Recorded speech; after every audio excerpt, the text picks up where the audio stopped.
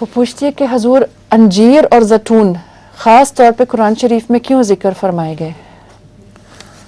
انجیر اور زیتون،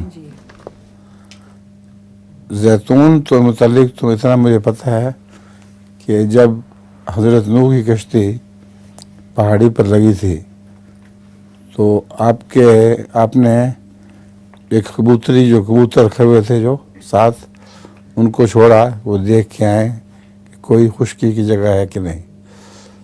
تو اس نے واپسی کے اوپر انجیر کا پتا اٹھایا ہوا تھا. تو اس سے پتہ چل گیا ان کو کہ یہاں اب خشکی ہو گئی ہے اور درخت لگنے شروع ہو گئے ہیں. اور زیتون اس لیے آتا ہے کہ زیتون کے متعلق قرآن کریم میں آیا ہے کہ ایسا شجر ہے جس کا تیل نہ شرقی ہے نہ غربی ہے، وہ دونوں طرف کا ہے.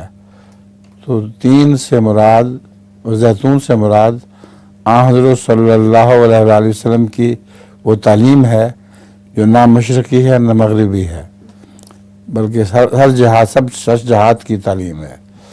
یہ دو وجوہات ہیں جن کی وجہ سے ان کا خاص طور پر قرآن کریم میں ذکر آتا ہے.